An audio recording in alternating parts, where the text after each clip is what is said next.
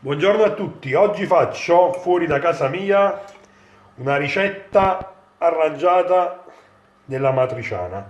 Allora, un cucchiaio d'olio, qualche peperoncino, poi mettiamo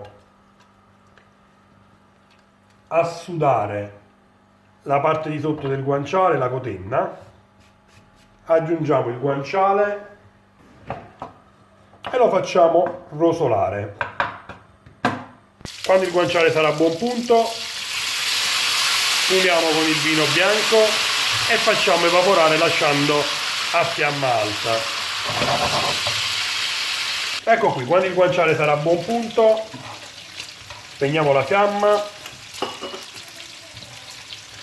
e lo togliamo, lo facciamo sgocciolare e lo mettiamo da parte in una ciotolina. Togliamo i peperoncini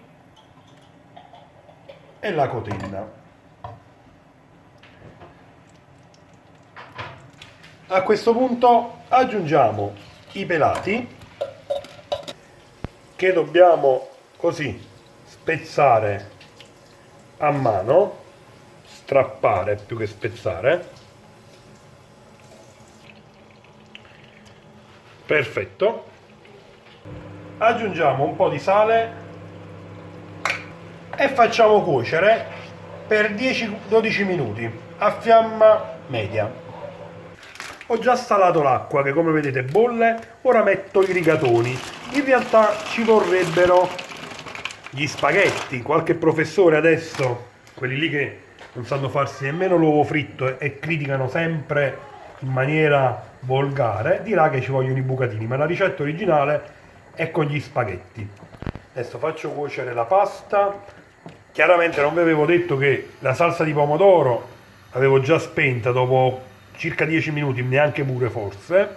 Adesso faccio una cosa che non si dovrebbe fare: metto la pasta una volta scolata in padella, accendo sotto la fiamma e faccio insaporire un po'. Adesso spengo la fiamma, aggiungo il guanciale, faccio saltare un po'. Vi dicevo perché non si fa così, perché da tradizione si dovrebbe mettere la salsa di pomodoro in un contenitore, in una ciotola grande, e poi metterci la pasta scolata e mescolare, aggiungere chiaramente il guanciale e fare una bella grattugiata di pecorino. La pasta è pronta.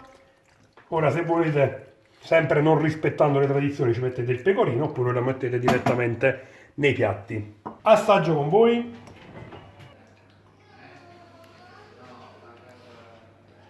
Mamma mia che bontà, corro a mangiare, fatela e fatemi sapere che cosa ne pensate tramite i commenti qui sotto. Io vi saluto e come al solito vi auguro buon appetito.